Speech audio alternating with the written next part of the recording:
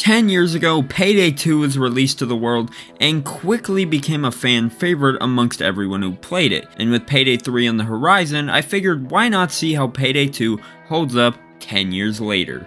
To start things off, I want to preface things by saying I didn't play Payday 2 when it first launched back in 2013. To be honest, I didn't even know the game existed till around 2015 when I played the game for the first time on PS4. However, I didn't even really start playing Payday 2 until 2019, I believe, when I got it on Game Pass. Now that we got the fact that I'm not a Payday 2 veteran out of the way, I'd also like to state that some of the things I say in this video are in fact my opinion, so if there's something that I might dislike about Payday 2 that you happen to like, that's great, you do you. Anyways, without further ado, let's get into how Payday 2 holds up 10 years later.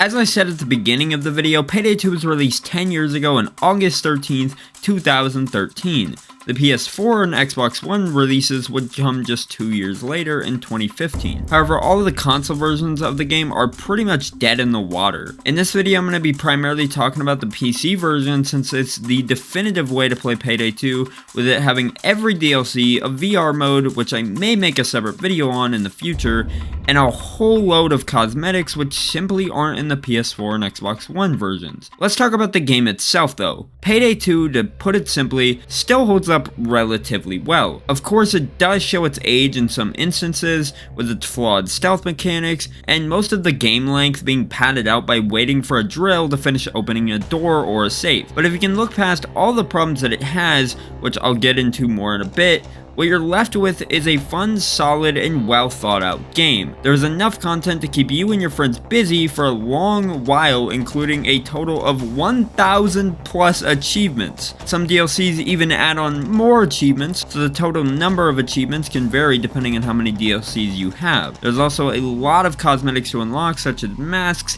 outfits, gloves, armor, etc. Some of these cosmetics can only be unlocked by owning certain games on Steam, such as Saints Row 3, Hotline Miami 1, or Hotline Miami 2. The only one that really benefits you though out of all of those cosmetic options is armor. Either go with armor if you're preparing to go into a heist guns a-blazing and to take on what feels like several thousand cops, or go into a heist with no armor, which significantly decreases your detection rate and can help you do heists more stealthily without getting caught. The actual gameplay of Payday 2 has remained relatively similar throughout its lifespan. Not to say things haven't changed, but the main gameplay loop of break into a bank, drill a safe, grab the money / gold, and load it into an escape van to escape has remained relatively the same. Some heists and DLC heists changed this loop up a bit, like the Goat Simulator heist, where instead of stealing money, you're stealing goats.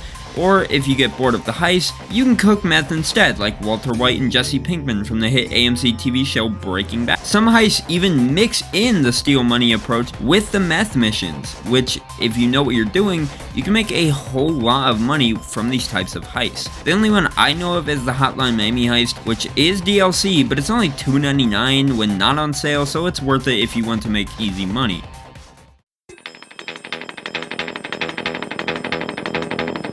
Payday 2 is still a great time with friends. If you have 1, 2, or even 3 friends to play Payday 2 with, I'd recommend giving it a try. Gotta figure out how to...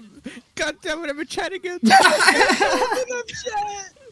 You can also play it solo as well, however, just be warned the randoms you'll be playing with sometimes aren't the brightest. If you don't want to play with randoms, you also have the option of playing offline with AI, which still allows you to progress just as online does. Although this is a viable way to play, some heists like the Hotline Miami heist become a pain to play through since you're the only one in game, and trying to throw things into the helicopter at the end or the DeLorean in the first day can easily have you escape the heist and end it with no way of backing out. This can be annoying when you still have more meth or money you needed to grab, and you'll lose out on a lot of money from not being able to back out when you didn't mean to escape.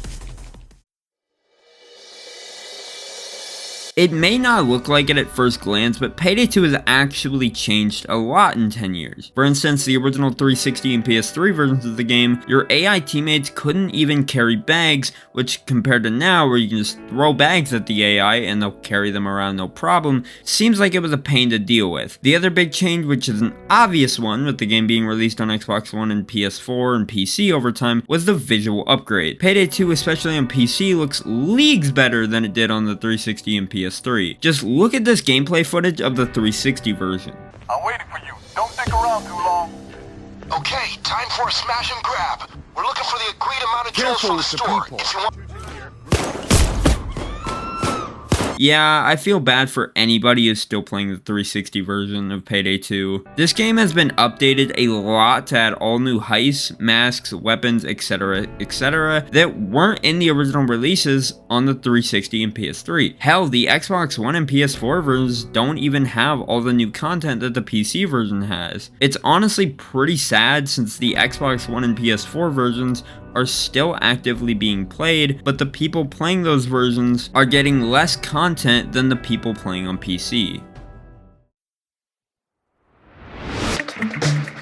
Now I'd like to talk about some of the flaws of Payday 2. The first big problem I have with the game is it can get pretty repetitive after a while. This can be an issue when replaying the same heists over and over, since certain heists will net you a lot of money if you do them over and over, like the Diamond DLC heist or the Hotline Miami one. But after a while, doing the same thing over and over just gets boring. Early in the video I talked about the gameplay loop and how some heists change that up from time to time. While they may change it up, the changes can be very minor. You're still gonna have to drill doors, safes, etc. You're still gonna have to do a lot of backtracking from the place you're robbing to the escape point to empty everything, and you're still gonna have to kill the same cops over and over again. Tasers, shields, you name it, you're gonna have to kill all of them. Payday 2 is a waiting game and requires a lot of patience. If patience is something you don't have, Payday 2 is just not the game for you. Earlier I said I'd talk about the poor stealth mechanics as well, so let me talk about that. To put it bluntly, stealth in Payday 2 absolutely sucks.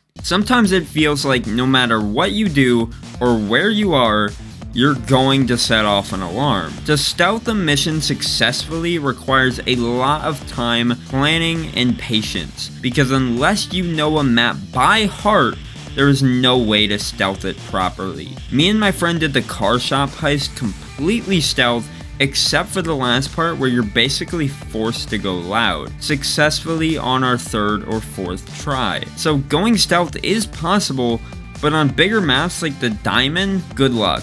You better hope you get the perfect setup and everybody you're playing with knows where to go, because if not, you're going to be hearing that alarm a lot. One thing I didn't mention when writing the script was that each time you play a heist, everything about the map is different. So you could play a heist once and play a second time, and everything that you knew about the map on that first playthrough will be completely obsolete, because the second time you play that heist, everything could be different. For instance, on the Diamond heist, the security room is always in a completely different position. Sometimes you'll get lucky and it'll be in the same place each time, but sometimes you'll load up the Diamond heist and the security room will be in a completely different spot, making stealth even harder because now everything that you're used to about the map on your first playthrough is completely different. So you have to relearn everything and play through the map multiple times to know where everything could possibly be on each playthrough. Me and my friend realized very quickly after trying to go stealth on the Diamond heist that stealth seemed to be an afterthought by Overkill. Guards will see everything. If they see a body, the alarm immediately gets set off, and there's no way for you to stop it. If you kill a guard, you have to answer their pager to stop the alarm from going off, but it's such a poorly implemented mechanic that I hope it doesn't return in Payday 3, or at least gets reworked so it's less annoying. Essentially, you're only allowed to kill 4 cops because once you answer the 5th pager on the 5th cop you kill, the alarm instantly gets set off. Or sometimes the alarm gets set off sooner because there's a chance the other guard on the opposite end of the pager won't even believe your response, which is completely dependent on luck and can fuck up your entire run, which can be annoying depending on how far you are into the heist and you just want to finish it. Luck should not be a factor in any type of stealth game. I just recently played through Hitman Codename 47, and some of the missions in that game are completely dependent on luck. So seeing this in Payday 2, with stealth being an option in some of these missions, it's still annoying here just as it was in Hitman Codename 47. When this happened to my friend, both of us were very confused and very annoyed. Now you can see what I mean by the stealth in Payday 2 is just straight up bad. The other flaw with Payday 2 is the performance on PC. For whatever reason, Payday 2 just refuses to use 100% of my GPU. I looked this up too, this is happening to everyone else. Payday 2 is just poorly optimized on PC. If you have a good PC, this won't matter too much as the frame rate is still solid, but if you have weaker hardware, your frame rate may be way lower due to the poor optimization. It's also why Payday 2 is 79 to 81 gigabytes on Steam when it looks like it should be at least 25 to 30 gigabytes. To nobody's surprise, Payday 2 is still alive and well. The PC version of Payday 2 is super accessible too, usually going on sale for around $1 frequently.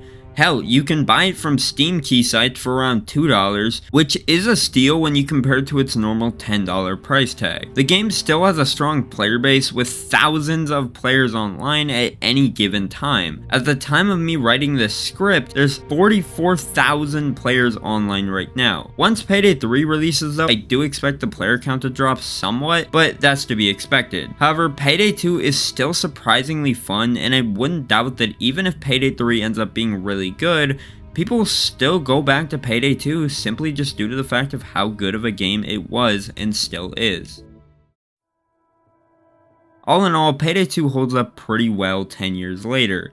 It may be flawed in some aspects, but if you can look past all those flaws, it's still a blast to play with friends, and the active community ensures that there's always something new to discover. DLCs are still being released too, with a DLC having just come out back in December. With all the content Payday 2 has to offer, and the amount of fun there is to be had with it, it's safe to say Payday 2 is still worth buying in 2023.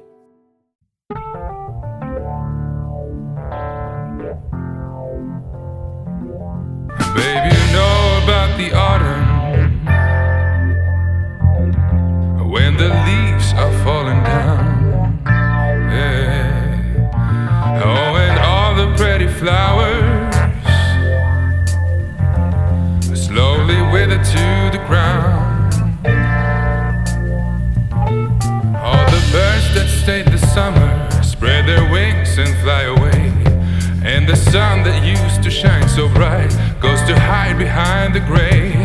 Well, you also heard about springtime, life returns in such galore, and because it wasn't all